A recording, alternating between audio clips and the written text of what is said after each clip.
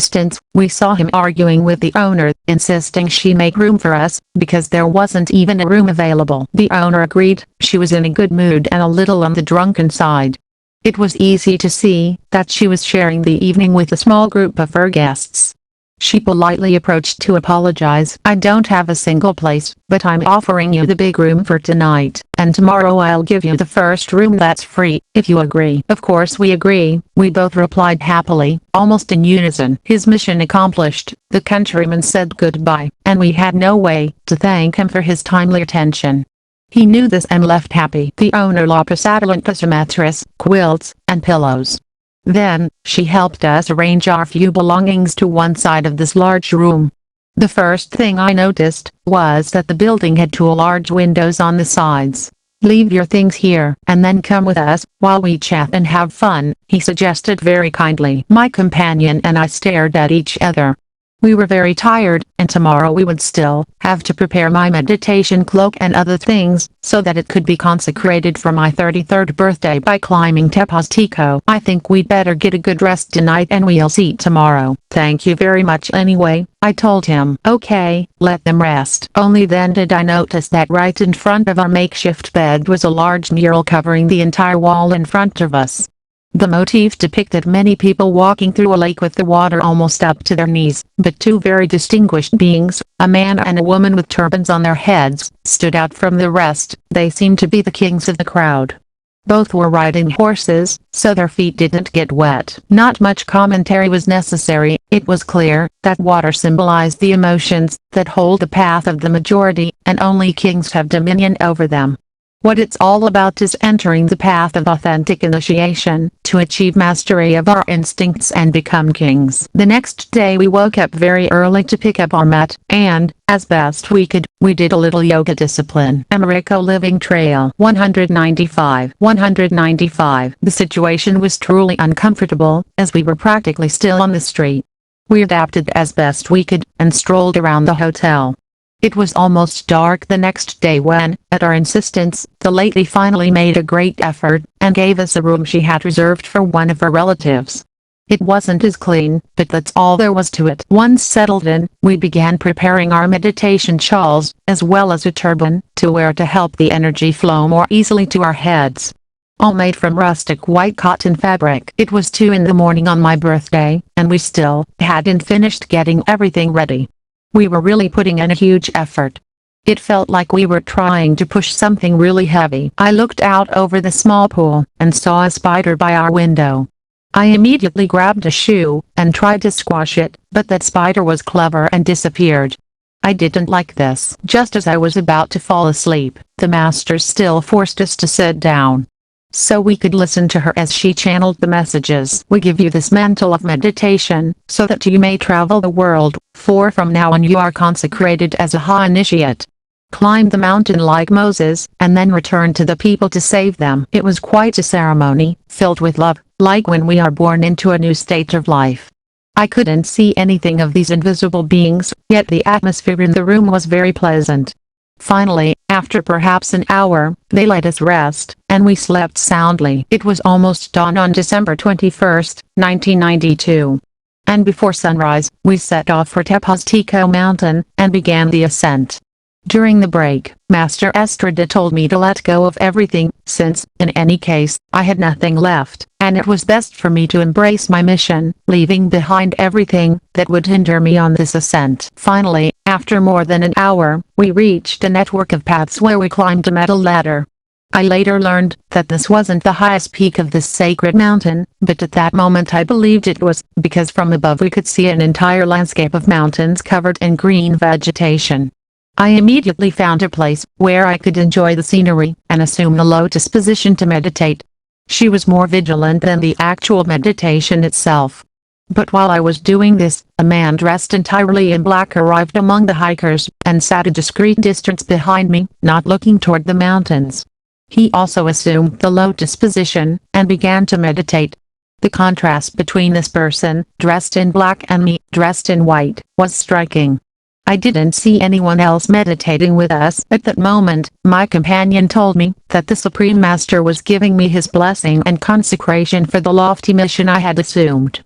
Everything was very simple, and since we were finally able to relax a little, we went down the mountain, and went for a walk around town. That's when we found a vegetarian restaurant that seemed to have Americo Living Trail 196 appeared out of nowhere. It was a restaurant that was soon to disappear, because when my partner went back to Tepoztlán a few months later, it no longer existed. We returned to my brother's house, gathered our things, and in 2 or 3 more days, while she went to work at Vips, I arranged for us to be accepted into a huge guest house with about 80 apartments. The building also belonged to the same owners of the guest house near La Espiga. Except this one was located on Antonio Caso Avenue in the Val neighborhood, about 3 blocks from Insurgent Sur. My brother and sister-in-law, despite their temperament, had grown fond of us, and when they learned of our departure, they were surprised and worried. We tried to be as kind as possible, and, above all, grateful for their invaluable support, completely unaware of the secret reason for our mission as a couple. I hadn't seen the children for long periods, since I began shaping my retreat. And the last time I had contact with them during this sacred period, was in Alamos Park. I never insisted on forcing or justifying a meeting with them. I no longer made any phone calls to the family. It was as if my father and mother suddenly ceased to exist in my external life, and especially in my internal life. For I was forbidden to think about them. This was truly the beginning of my retreat. For her, this added to the longest period without seeing her family. It lasted a full year until her voluntary return and communication with them, who, as I said, lived in the industrial colony. And, yet for me, this was very valuable, because of the intensity of her and me being together for just a week, let alone a year. Always, at all times, natural, yet magical, things happened here in the valley. Once settled into our small but comfortable apartment in the Val neighborhood, she left for work early, and whenever possible, I would catch up with her near the Zapata metro station, where I waited for her to leave the VIP's offices. But she wasn't comfortable, because her unhappy boss kept her from taking a break from work. While she was at work, I would finish my yoga and meditation classes. And around noon, I would go out to do some grocery shopping, and pick up groceries. I would come back, and, in the small kitchen with a stove, prepare something to eat, hoping she would like it. When I got home, I was entering a period of contemplation and intense research. I studied a lot of physics, and wrote about the results of my research. I wanted to discover the mysteries of the universe. I meditated more every day, and when I went out to run errands I always felt very happy. Americo Living Trail 197 because the more one remains secluded, the more sensitive and loving one is. So, as soon as a stranger greets us, we almost always jump in to give them everything we can. But, on the other hand, I was about to learn that such an attitude is not advisable, especially if we lack control over our own instincts. One afternoon, someone knocked on our door, which surprised my roommate and I. After an awkward pause, I finally went to open it. It was a neighbor from the apartment across the street, who was all smiles, even more so, when she saw me. She asked me if I had a blender she could borrow.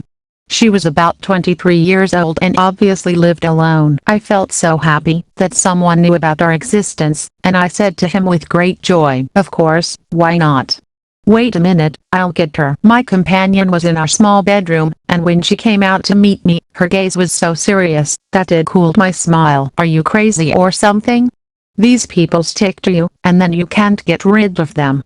Go tell them you can't lend them anything." His attitude was like a bucket of cold water to my sensitive fraternalism. With great sadness I told the neighbor that I wouldn't lend her anything. She and the masters could see my perspective, they knew me intimately, and I can be sure they loved me. They knew I didn't have perfect control over my emotions, and was still very confused by women and people in general. So my withdrawal wasn't just an external thing, but above all, an internal one. Or rather, real. The Tibetan master spoke to us one of the times back then, saying, "I come to my past to secure my future." Imagine that in the future you become one son, I become another enormous son, the master of Lotharir another, and Estrada another. Keep going. I realized the enormous devotion that Master de Lotharir and Estrada had for the Tibetan. From what I understood, the Tibetan could be in several energetic bodies at once, each in a different time-space dimension. Something that, it seemed, not just any ascended being could achieve. My partner was beyond her strength for almost 2 months. For that reason, it didn't surprise me that once, on my way home from work, she and I saw some UFOs in the distance, just before dusk. My colleague was happy as she explained to me that the Tibetan had confirmed that he was in one of those devices. And after being there for a few minutes, they left, and we continued on our way. After a while, they appeared. And they never did again. Americo Living Trail 198. Meanwhile, my partner was getting excited. But as for me, I didn't like him getting his hopes up, or creating a false hope that would prevent him from facing his inner process due to his work routine at VIPs. Anyway, the pressure at work was getting to her limit. And after my birthday, on top of everything she was struggling with, one day she suffered a small fracture in one of her toes. Reluctantly, they allowed her to access her social security benefits, and we went near the Polytechnic to have it casted. She was convalescing for more than 15 days, and whenever we had to go out, she would hug me from behind, piggybacking while I held her in my arms. That's how we would go to the store downstairs, or to make an urgent call at her work. People would stare at us, because they didn't know what we were playing at, until some of them noticed her foot in a cast. But the matter reached its climax when, in her next paycheck, she received the paltry sum of about 10 pesos, marked on her check as compensation for her inability to work. This made her very thoughtful. She was experiencing things I couldn't help her with. And one afternoon, in her despair, she decided to call home. I didn't stop her. On March 21st we woke up together, and around noon he said goodbye to me. I have to go home for a few days, because today marks exactly 1 year since I've seen my family. And while I looked at her, a little surprised but calm, he continued, half justifying himself, and trying to offer me some comfort. I've done everything I can to help you, and now I need to go with them. A few days before, the masters had shown that they were aware of his decision, warning me, there has to be evolution, that's why what's happening is happening. So I sadly accepted. I didn't think about him leaving for money, or what would happen next. I just trusted that everything would work out. I don't know how. And this was where I began to understand what it meant to be alone, day and night. Having left everything behind, children, partner, family, society, work, even my usual ways of human life. I was simply becoming a living part of a sensitive mind, fully at the service of higher forces. Because despite everything, and I don't know how, I felt as free as the wind. Somehow, it was here that I discovered I had already left the usual human time-space. That is, I was on this planet, but under totally different laws. This is why I often enjoyed walking down the avenue toward Insurgents. I meditated, listened to music on an old cassette player, and some evenings, I talked to her. And since I was forbidden from thinking negatively, or letting myself get overwhelmed by sentimentality, I never allowed myself to doubt her love. In reality, she was my whole family. Americo Living Trail 199. Almost a month passed, and it was one of those few times that I spoke to him, and he answered me very happily, asking me, how do you feel about me accepting the office of a person named so-and-so who was a general practitioner here? He's handing it over to me, because he says he's not doing well. He has all the basic equipment, so I can dedicate myself to giving acupuncture consultations, and my aunts support me, as does my family, who are thrilled to have me back with them. You say his name is so-and-so? He was my friend. He's from the GFU. Memories came flooding back to me regarding this person. His wife was a dentist, and had a great affection for me. He and she separated, but she and their children kept a house in Ciudad Azteca, in the Catepec, state of Mexico. He wanted us to form a cooperative, like a great fraternity, because he had seen it work in a neighborhood where people had managed to create more or less productive businesses. Furthermore, with this friend and the director of the Villa de las Flores Center, we once set up a brazier and cummel, brought by this friend, in the San Juan de Netzahualcoyotl market, and began selling soy-based tacos and vegetarian fritters to people. The project didn't prosper, as it was the only time we established our stand. But the experience was good, and, above all, strengthened our mutual brotherhood. So I was pleasantly surprised by this news. It was definitely something magical, because it was so benign and timely. I was overjoyed by this news. In fact, it seemed miraculous to me, that the world was so small. So I replied, "I know that person, he's my friend. Don't tell him you're with me and accept, because it's an incredible offer." She was of course surprised that such a doctor who transferred his office to her was an acquaintance of mine. The house of test. Once again, my partner was tempted by the possibility of leaving me. Our time in the Valley Colony was soon coming to an end, because her work area was once again very close to her home, and the Valley Colony was now on the other side of the city. And, for incomprehensible reasons, during several of those nights I couldn't sleep well. Because some guy who had good connections with the front desk had the idea, for several hours in the early morning, to tinker with some car parts, made of sheet metal, right in the middle of the yard. And he banged away incessantly, making a truly annoying noise. But no one in the neighborhood ever said anything. And neither did I, except that this seemed like a bad omen to me. I weighed the circumstances, and decided it would be fine, if he took his things and mine to his house. Whatever happened, it was better to have my few belongings, especially my books, at his house. Honestly, I didn't know what would happen to me. Americo Living Trail 200. I was determined that all my belongings would go with hers to her house, because my stay in the valley couldn't be extended any longer, if I didn't have the money to cover my weekly allowance, and besides, what was the point? She wasn't with me, and I didn't notice any desire in her to visit me so far away. Or perhaps it was impossible for her, as she was trying to consolidate her way of life, without any real moral or spiritual support from anyone. For some reason, she sensed the danger of us losing each other, but I didn't think the same. The end of the lease was approaching, and the owners of the condominium where I lived had a deposit sufficient to pay for transportation, to take our things to her parents' house. So I called her, and told her the day she needed to show up, so she could pick up her things and we could head to her house together. I'd get off a few blocks away, and then who knows what would become of me. She still had to finalize her resignation from VIPS a few days before this meeting in an office near her home, north of the city. And since my personal life revolved around her, I offered to accompany her.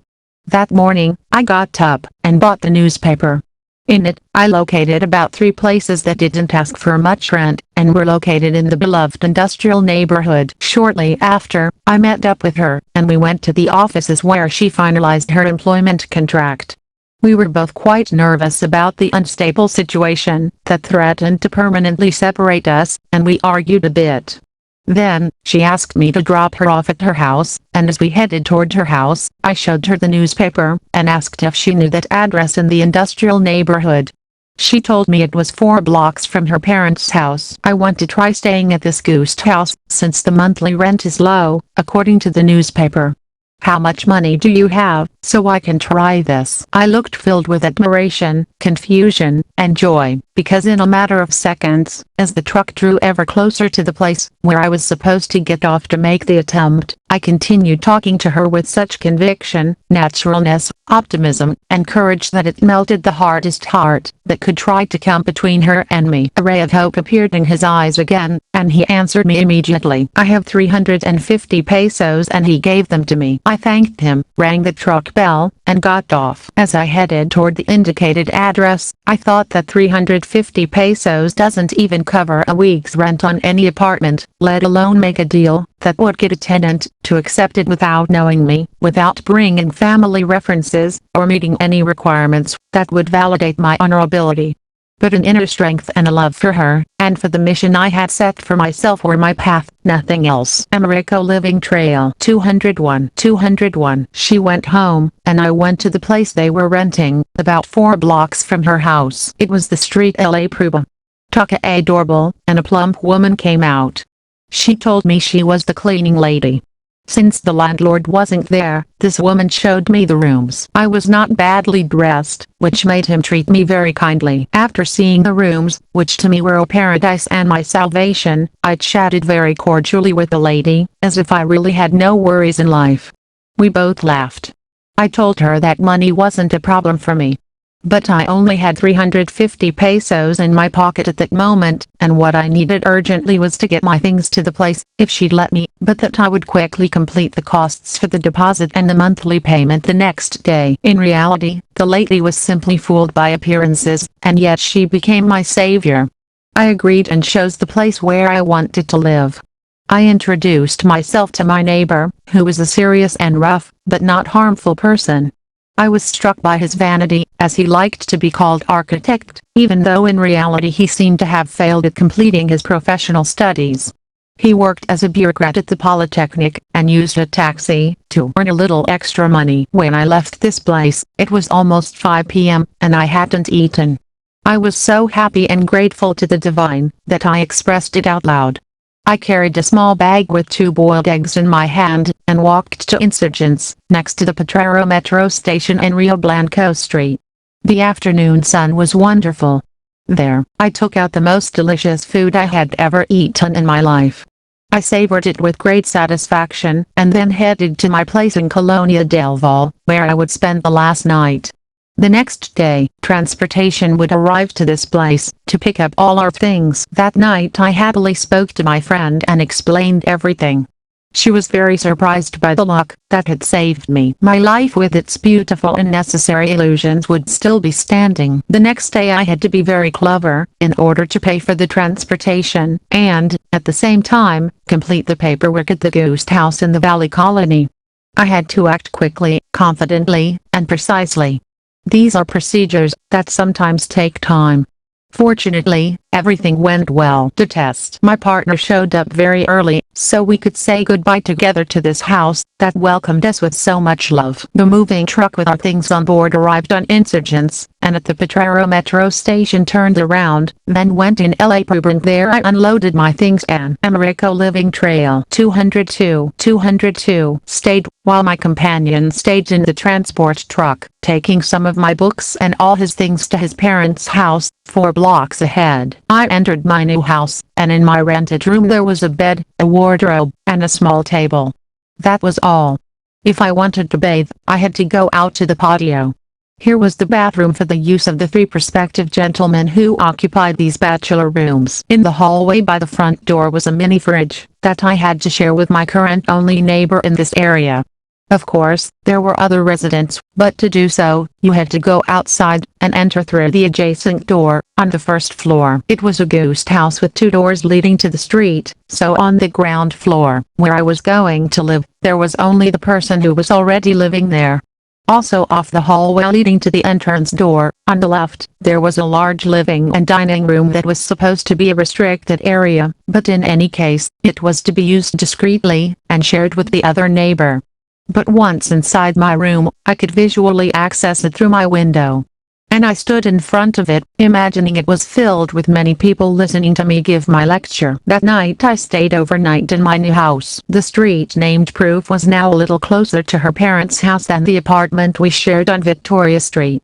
Now the only thing separating me from her parents' house was the park called Maria Luisa. This park was a blessing for me, and a respite from my days of meditation. It wasn't very large or very clean, but it was always full of light, because it bore witness to many of my wordless feelings. These trees were my friends. The benches here allowed me to rest, and the circular walkway surrounding the park, where people often go for their morning jogs, became my peaceful confidant of my own steps and the flow of many ideas that, like my friend the pen, allowed me to organize my thoughts, my dreams, and even my madness. Pruba Street is located between Real del Monte and Fundidor de Monterrey. My retreat took shape, and I was consciously awakening to an inner search for truth. To an increasingly serious concern about what is happening to humanity, and why it never finds inner peace. It's as if I were truly going to the mountains, where like a king I would begin an authentic process of inner alchemy, melting all my vile thoughts and feelings, to sublimate them continuously and tirelessly. The day after I stayed the night, the house manager, who turned out to be a kind-hearted person, showed up very worried. He came to see me to make sure the cleaning lady hadn't made a mistake by letting anyone in just like that, with no guarantee other than a little money and her audacity. When he saw me, and we exchanged a few brief words, he sighed with relief. He realized I wasn't a troublemaker.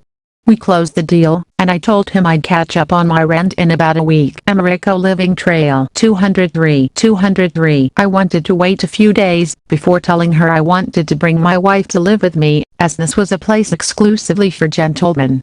We parted by mutual agreement. However, before the week was even over, it began La Prueba. The next day I moved in La Prueba. My roommate was nervous.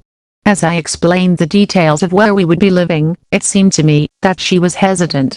Partly because of the difficulty she was having mentally accepting the possibility of living in a house exclusively for men. So that afternoon was a tense back and forth. We argued for over 3 hours. Everything was happening so fast, and that made her reluctant. On the third day, she came looking for me, very distressed. She asked for me, and I went out to find her. She took my arm and we walked to the corner, near the park, while she quickly explained what was happening. She was nervous, and that made me uneasy. My brother will be here soon, he began to tell me, and continued, please just listen to him, I don't want you to start fighting. What happened? I asked. They called my house, and my brother answered. Then a person. That guy from La Chief the US who calls himself a lawyer. He threatened him, saying her sister is already in serious trouble with the authorities for having stolen the children, and for hiding them with her lover. The same lawyer was going to send some judicial officers to put her in jail, while everything was clarified, with the charge of child theft. This really made her whole family nervous, and her brother came to talk to me. It was evident that this person from the GFU was motivated by my former colleague, because they were friends, and the last thing I knew was that they had been seen together recently. She barely finished telling me this, when her brother was already crossing the street, toward us. He stopped, and immediately, with my attitude, I began to calm him down. I told him they were just threats and that none of this was really going to happen. That's why it was important for her to be with me, and not at her parents' house. Because if they looked for her, they wouldn't find her. And that I shouldn't fear for his family, because they had no way of harming me, since I'm the father of the children and the mother of the children didn't have her papers completely in order. Americo Living Trail 204. My voice should have been confident and non-aggressive. Besides, my girlfriend's brother was a kind-hearted person, and had given him her birth chart. So, at one point, he lowered his head and muttered, she's my sister and I don't want anything to happen to her. My companion stood beside me, holding my arm tightly, and as I spoke, she began to make the decision that we should be together. She felt the assault of foolish forces, people fighting against true love, trying to defend misguided values, and this also forced her to define herself. She hugged me, saying something that made my heart beat faster. I don't care what happens, I'm going to be with you, and if all those crazy people want to end our love, they won't succeed. Even if we have to go to the provinces, wherever, I'll be with you. The brother watched this tragically romantic attitude, and realized how much we loved each other. Then he said goodbye, and left with a lump in his throat. I told her I would speak to the guest house manager, as soon as possible, to ask him to let her live with me. We agreed that she would get me money, to catch up on the rent, which wasn't as high as the previous ones, but nonetheless still had value. A few days later, she told me that she had reached an agreement with her mother, to sell her car for a modified amount of about 22,000 pesos. Although the car was actually worth about 40,000, his mother would pay him monthly. This money became a panacea, peace of mind, and minimal financial support for me, as my beloved used it entirely, to ensure I could live without anxiety on Prueba Street for a little over a year. Within 10 days, I spoke to the guest house manager about my wife living with me, and he initially resisted. It took me more than half an hour to soften his heart, and convince him that she was my wife. He still argued, I'm not willing for the tenants to bring in one woman now, and then bring in another one the following week. That wouldn't be right. If that's what you're worried about, stop worrying, because it's not going to happen. Rest assured, and if I fail you, you'll have the right to act accordingly. That's fine, since it's you. The next time I saw my partner, I used the key to our new house, and invited her in. We resumed intimate relations, although this time with more caution, because we had a neighbor keeping an indiscreet eye on us. Americo Living Trail 205. I hadn't yet moved to the room with an ensuite bathroom. That room had an extra charge. So that afternoon we had to go out and clean up in the men's bathroom. She was happy, and the neighbor was forced to be a gentleman, because he didn't bother her. He only did it the following week, when the cleaning lady arrived, and he began to express his thoughts out loud, talking to her. Holy Week is a holy day, and it is not good to have sex, because God punishes us if we do that. The woman couldn't resist, and burst out laughing. He was so angry at the insult, that he went into his room and closed the door. I then came out, and the woman greeted me, but she immediately made comments about my neighbor. Don't worry, don't pay attention to him. He's like that, but he's not a bad person. He has a temper. And besides, he also has a wife who visits him. Then, lowering his voice a little, as if whispering, he continued, the other time I came home, and she'd been up all night, and when she saw me, she ran to the bathroom, acting really embarrassed. While she greeted me in her shrill voice. Ouch. Good morning. And the lady began to laugh, imitating her in a mocking way. When the masters realized she was going to move back in with me, they went at it again. They didn't congratulate me, but rather, they issued stern warnings, leaving me with no choice, but to either kill my ego, or face the consequences. They told me, imagine this woman is a little girl, our golden child, and her parents are well off, with a lot of money. So she lacks nothing. But then a person appears who doesn't even have enough to eat. He's a very poor child who wanders around here and there. She wants to help the child, because he's an orphan. So you think, that little girl doesn't lose anything, but you are that orphan, and you have nowhere to go. Be very careful not to make a mistake with her, because we won't allow that. Also, after a few months, my pride wasn't easily broken, and I felt self-sufficient and very lucky in life. But they took it upon themselves to disillusion me. You can see yourself walking along a path that eventually reaches a fork, and on one side you find the sign that says, Vagabond, while the other side says, Initiate.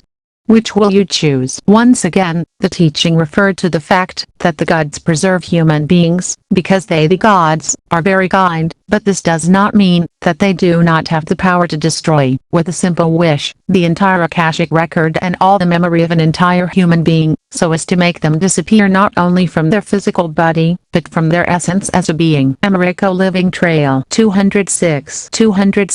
After the chilling warning, they ended by telling me that I should consider this, in order to properly recognize who the gods were. When I wanted to preserve a good memory of my life with my ex-partner, they would say, you cannot reconcile the irreconcilable. Other outstanding teachings of his time were, the alert is for 24 hours. Also, relaxing doesn't mean giving up. My partner was actually free of pride. I was able to learn to observe these types of women, yet her state of consciousness sometimes made her behave as if she had it. It was a natural part of her level of evolution. Appearances can be deceiving to the general public, but never to someone who lives intimately with such a woman. She spent time at her office and her parents' house. And I realized she was debating whether or not to come back to me permanently. So I did a quick rundown of my life since I met her, and came to a conclusion. They had no right to force her to share a life with me in this thing I didn't yet call retreat, but simply the search for what's happening to me, who I am, and what humanity is, why the world suffers, and what the laws of life are, etc. That afternoon I went out for a walk hoping to find her. I was standing at the top corner of Maria Luisa Park, and saw her coming, turning onto Rio Blanco Street, in front of the bakery. Her face lit up, but with her peculiar attitude, that I already knew, she tried to remain serious, with that proud expression to protect herself, and not show her true feelings. When I noticed this shield, I thought it was time, and it really was, to end the relationship. I loved her too much, and never in my life was it my intention to hurt her, and I am sure she doesn't hurt me either. I told her I'd studied the situation, and realized she wanted to live her own life. I wasn't going to force her, and I was giving her her freedom. When I finished speaking, I turned around to walk back. And I added, Americo Living Trail 207.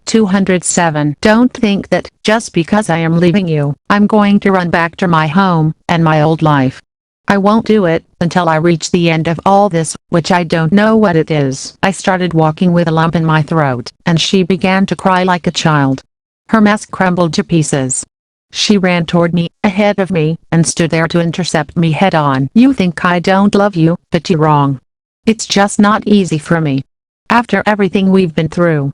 You must know how much I admire you, because you're a unique man. I pushed her aside with my hand and said, "Go your way, you deserve better." Then she saw my determination and couldn't help but love me even more. She realized she was dealing with a real man. She was crying, and wanted me to hug her. I was sobbing too, but I stood my ground, and wasn't willing to stop. That's when she reached for my shoulder and stopped me. "You know, what I admire most about you is, that you left Shea Mitchin, when it was so easy to go along with it, and become a barber servant to him. But you refused, even though you fully recognized everything that was going to happen to your life. Your dignity is priceless." She was sincere, and even when we were trying to mend our disfigurement in the middle of the park, I promised her I wouldn't make the foolish mistake of disappearing from her life. The next day, he moved in with me, this time to pursue a romantic relationship. He only spent an hour or two with his family, mainly due to his own activities, which he had begun to pursue. A couple of happy initiates. Months passed, and we both grew internally. She dedicated herself to nurturing the group formed by her aunts, her own mother, sisters, and a few friends from this family unit. Meanwhile, my task was to draw up their birth charts, which grew in enthusiasm among the group, perhaps especially because the mysterious man recorded things about their lives on a cassette without even reading them physically. The egregore grew, along with the frenzy. My colleague was secretly happy with my work, while she gave consultations in the place that my friend from the GFU had transferred to her.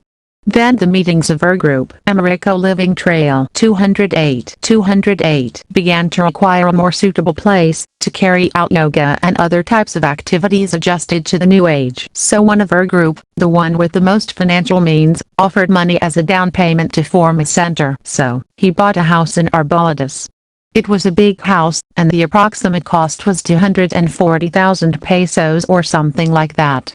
My partner told me it was a two-story house with a ground floor, and a garden in the back. I wanted to go visit him, and be present at the group, but the masters felt I wasn't ready for that yet.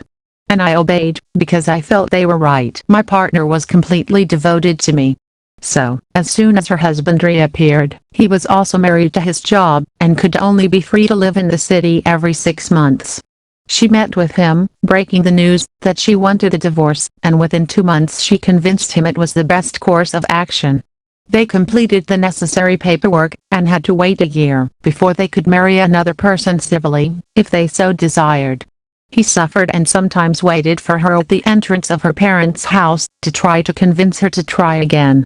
But she no longer desired that way of life. From then on, the masters began to insist with greater conviction, that they were preparing us to have a prince. My companion and I suspected that Master Estrada was considering reincarnation. But we never had conclusive proof that this was the case.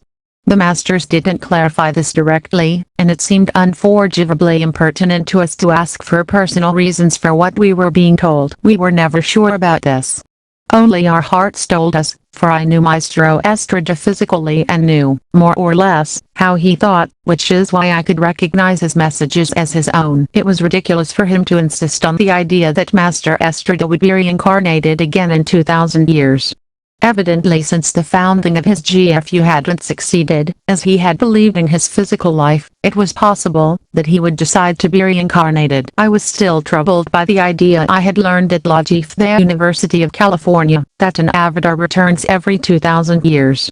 But little by little, I began to accept that this is true, and yet it doesn't necessarily have to be the same person, but rather Christ as a state of consciousness, who is the one who returns. So, it was possible that Master Estrada could be born at any time, and continue his evolution, not having to wait 2000 years, to appear again as an avatar. There was also talk of continuing the adjustment between her and me, so that we would be perfect complements. Therefore, the adjustments were not only organic, but also in our emotional, mental, and spiritual bodies. Americo Living Trail 209. This adjustment took many months. More than 2 years. And every day I felt better in a fluid relationship with her. Sometimes the teacher insisted on treating me harshly, which helped me more quickly shake off all my fears and attachments. Once, when I wanted to think about the children, and talk about it, he said to me, "It's no use to us, that you've seemingly changed your life, if you're like a tree whose roots, underground, insist on seeking their loved ones. In reality, all that is no longer for you. Understand that. They also used strong phrases such as, "Why do you want to keep thrashing around in the dung? You want to carry sacks of dung on your shoulders." Then, another time when I tried to refer with these words to something I was discussing with my classmate, Mr. Estridis scolded me. "Don't swear. If the teacher uses them, it's only to make the right impact on his disciple, so that the latter will correctly understand the teaching. But that's no reason for you to start trying to imitate him." Many times I was taught about women, by being told things like, "The woman of this planet is like a light bulb that sometimes only turns on once in her life. Don't be fooled by appearances," and referring to the fact that real women do exist, but they're not easy to find. Maestro Estrada had reminded me of the tale of the goose that laid the golden eggs. Once upon a time, there was a hen who looked just like the others, but when she was sick, an honest rooster helped her, and then she realized that this hen laid golden eggs. The lesson is that you don't love the hen because it lays golden eggs, but you truly love it. If I thought about wanting to save the people I had loved, the masters would tell me, "Do you want to go to evil, to try to explain why evil is evil?" If my ego wanted to be recognized as someone important, they would clarify for me, "You need to be needed. Don't be like all those people who need to be needed." And if by chance I discovered that my partner also had flaws, and wanted to use them to hurt her, then they would defend her by confessing to me. Even their defects are taken advantage of. Americo Living Trail 210. But other times, as we walked through Parque Mexico Espina, and watched the ducks moving around their little lake, they wanted to cheer me up, and Maestro Estrada said to me, "You're such a special man, that some path researchers would like to take you apart, to see how you're made. But that can't be done." To make the birth charts, I had to speak directly into the microphone of my old stereo, so they would be recorded on the cassette. And one of those days, my neighbor must have heard, because soon after, he made a big deal out of his backyard, chatting with one of his guests, bragging that he was already taking classes with a prestigious astrologer from Mexico.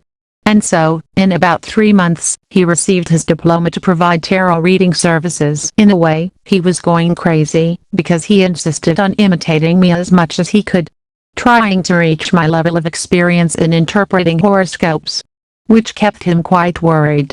He had encountered something extraordinary in his life. But he was by no means a disciple, but a competitor. For the convenience of having the bathroom inside our house, we were finally able to move into the room sandwiched between the other two, and soon after, the room I had recently vacated was rented to a former judge. It was obvious that the entire house had previously belonged to a single owner, so to separate the rooms, false doors were made of a thin plywood covering the gap between one room and the next. This was what had previously been a free passageway. It turned out I was now closer to the neighbor on the left, the architect, who was trying to listen to everything I recorded. So every time I did my work, I had to take all our clothes out of the closet, and come in here, to record the birth charts. This was laborious, but by then we already had an old color television, which she had brought. This gave me much entertainment after my hours of meditating, writing, and making horoscope charts. Television allowed me to stay up to date with the latest events, and spend some very special Saturdays, especially because I was almost always alone during the day. Shortly after we bought a refrigerator, over time, I discovered that my neighbor on the left was bisexual, but the neighbor on the right wasn't free from sin. One day, when I was drunk, I mentioned out loud to my neighbor on the left that he had been a judge in 1968, and that he had been given the mission of transporting the bodies of the students who had fallen at Tlatelolco onto airplanes to throw them into the sea. Since then, I have lived with severe remorse. Not for nothing, but halfway between joking and reality, I felt like Christ between two thieves. Only in my case, I wasn't crucified, and yet I had to remain on guard at all times so as not to get caught up in the affairs and arguments my two neighbors were having. Americo Living Trail 211, especially because they both expressed jealousy, because I enjoyed the privilege of having my wife living with me, and that forced them to behave. As the months passed, and I had to go to the corner store to buy some groceries, the gossipy people, starting with the white-headed old woman who ran the establishment, murmured with great concern that a man lived alone for long months in one of the houses on Pruba Street and didn't work. This gossip didn't bother me too much, but I was more careful. My partner began to get excited about taking a beauty and runway course to learn how to walk in a feminine manner, showing off a variety of outfits to the public. She also studied the art of making figures with fruits and vegetables.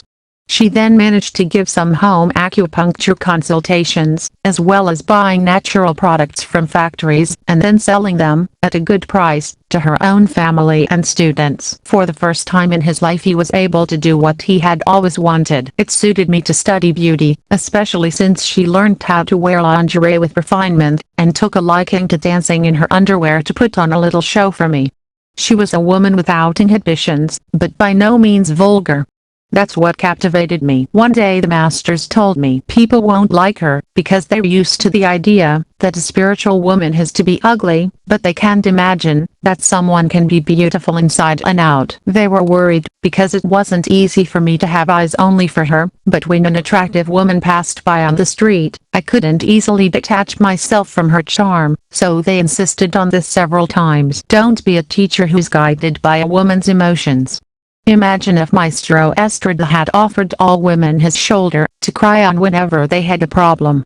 Don't get involved with women's emotions, because in the end, you end up involving your body, and that's what has caused you so many problems. I was also warned, never teach classes on the Tao of sexual love, because the students will not be satisfied with the theory, and will want to practice it with the teacher. By the way, when I worked at the Oro Center, I met the instructor of the Tao of sexual love there. She had taken her parents to one of those courses. She found it funny, and she wanted them to improve themselves in this way. Her mother was restless like a young girl, and showed signs of liking me. Her father, on the other hand, was quiet and manageable, both by his wife and his children. He seemed lacking in character, but it didn't seem so to me, since I learned he belonged to the Freemasons. And one day she came home very cheerful, and told me we would go to the dance organized by the Freemasons to whom her father belonged. We went, and although Americo Living Trail 212 wasn't a good dancer, and in fact, I was quite bad at it, she and I had a great time that night. And her father didn't bother me. He was content, because he saw his daughter was very happy. I was very confused, because when her aunts got excited, my classmate would treat them harder and harder, to get them to control themselves. Then the teachers told me, don't think she doesn't love people, what happens is, that she's a woman who rejects out of love. But she doesn't reject, she loves so much that she protects. Many things aligned with the path I should follow in life. For example, I remembered that, when I was in naturism school, she had told me that our auras, hers and mine, were very similar, blue. While many people's auras are generally greenish. For my part, I had the ability to recognize people by their physiognomy and body movements, or by making their horoscopes, thereby identifying their zodiacal nature, and, therefore, the psychology of their soul. So, we both had different ways of seeing the same thing, and in our case, we complemented our information to better serve people, especially the group we were working with. What I liked about her was that she was a channeler by nature, but she didn't make this her goal. She also had clairvoyance, yet she enjoyed natural life. This isn't the case with most people who enjoy this ability, because they usually become alienated. Of course, many people are fooled by these kinds of abilities, as there are entities from the lower astral that can take control of messages and deceive human recipients. On the other hand, I had learned that there is a law underlying reality that is defined as everything is mental, the universe is mental. That's why I knew how deceptive the mind can be, and that, in reality, it's also necessary for evolving beings to open their hearts and be positive. They must be true scientists, or rather, theoscientists. The masters had told me she is the waitress who leads you to our table of wisdom, to share it with you. One day when she doubted her own perceptions, and wanted to think that what she received as messages were simply part of her imagination, she was told, if you doubt this, it ceases to be true, because we cannot interfere with the free will of any human being. In this case, you have the option of tearing up everything you've written about messages from the invisible and gradually forgetting about it, until you believe it was nothing more or less than your own imagination. This is what kept me from doubting, but at the same time, it always kept me alert. Many times when I wanted to simply return to my normal human habits, I was told, the cosmos stops inviting you to enter. This is a privilege. Don't think that any human being is invited by the cosmos to enter. Americo Living Trail 213. I was once told something that would remain engraved in my heart, and that before the end of my retreat, I would remember it, and it would give me the strength to continue. What Master Estrada said was, "Women like these are the ones who give la iluminación." Actually, I wasn't obsessed with la iluminación. Simplemente wanting to become a normal, happy human being. It was all done naturally. However, as the days passed, and my fast from mechanical perceptions prolonged, I also began to feel the burden of the world more strongly. It was a very slow process, but it grew day by day, and therefore I had to meditate more, improve my yoga practice, and remain alert, as long as I could. I studied in greater depth, especially the Tibetan book called Cosmic Fire. A book that would become my Bible, and which I would continue reading until the end of my retreat. Another wonderful book was undoubtedly the Master of Yoga Lao Tzu, his 7th message, entitled, Yoga, Yaoism. It was my guide in yoga and fundamental breathing, during moments of greatest depression, anguish, or despair generated by the state of retreat itself. My companion, as I said, had lived as a disciple of an enlightened one, her acupuncture master. And she tried to give me all the information she had at hand. At least that's what I got from the love with which she cared for me. At the same time, she wasn't blindly at my feet, like a slave. Instead, she had her own individuality, and that made me love her even more. I began to understand that true love isn't the kind that binds, but the kind that liberates. Once again, I delved deeper into the teachings and practices passed on to them by their acupuncture master, who desired his closest disciples to achieve the state he enjoyed. Therefore, they held retreats at regular intervals. One of them lasted more than a month. They fasted almost the entire time, and then, in a place called the tomb, there was a very small, special entrance that allowed one to pass through to a stone bed and lie down on it. Before going there, they had to put on an adult diaper, since they would remain motionless for as long as they could stand, generally for 10 days. It was about them remaining contemplative, searching for their inner light. Finally, one of the students, during the meditation, experienced the opening of the 7th chakra, also known as enlightenment.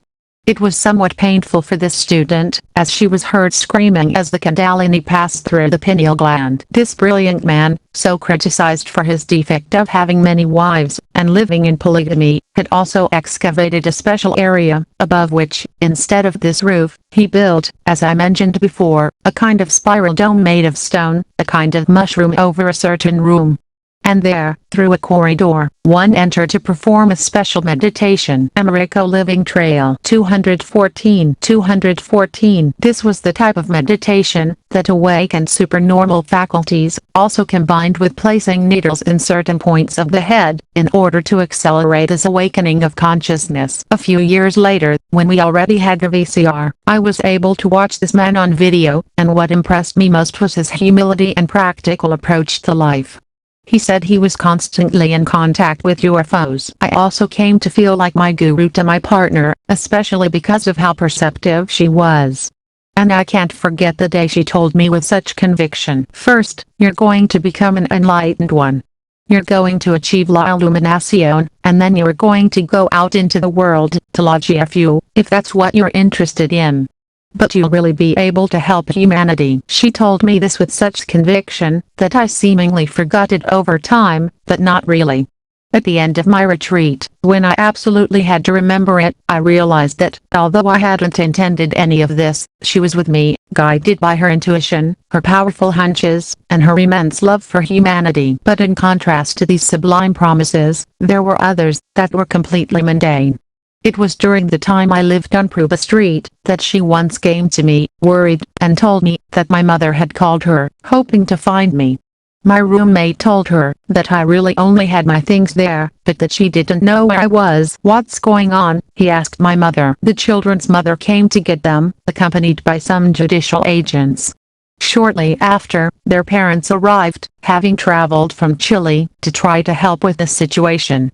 But the children are fine, we were able to keep them. This was not pleasant, because although her maternal instinct led her to want to take the children away from my mother, on the other hand, my ex-partner could not be a mother. With my parents, these children were living in enormous hardship, with their grandfather ill, and who knows how they managed to eat each day. However, if they went to live with their mother, their doom would be complete. She herself lived sleeping here and there, without settling down anywhere. What bothered me the most was that my current partner was disturbed, so I decided to take action. They had left the address of the place where the children's mother was staying. It was a LGFU high school located on Bolivar Street, where the owner allowed them and his brothers to hold activities there, and sympathized with the movement. I had the phone number for that place and called. I identified myself. At first, they couldn't believe it was me on the phone, but as soon as they caught their breath, they Americo Living Trail 215 connected me with the children's mother. She was instantly happy, because she had usually kept me under control. I cut her off coldly and said, "I'm going to see you right now. Don't move from there." I immediately went to that place. Once I was in front of the building, I called him again, and told him I was already here.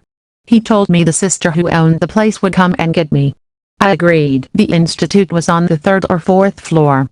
And the sister came down the elevator to meet me. I saw her standing before me, and remembered that she preferred to dress in black, contrasting with her also black hair. She tried to show me her best smile, and brotherly warmth like before, when she agreed to buy me some half-kilo bags of coffee made with figs and wheat. But this time things were different. I had some knowledge of the facts, and wasn't in the mood for jokes. So, in response to his sincere or hypocritical greeting, I responded by asking him imperatively, "I want to talk to her." My sister noticed that I was perhaps aggressive, and tried to calm me down with sweet phrases, mainly in an effort to protect her. "I have nothing to talk to you about, please, sister. I want to talk to her." The sister realized what I was up to, and reluctantly led me to the elevator. As it traveled through the floors, she said to me, "What a shame, brother, if the sublime elder brother, Master Estrada, saw it, it would be sad." When the sister said this, I couldn't help but think, if the sister only knew what I'm going through, she wouldn't be able to understand such a wonderful experience. We arrived at the corresponding floor, and without exchanging any further words, the sister pointed me to the room where the children's mother was. "Why do you want to take my children away from me?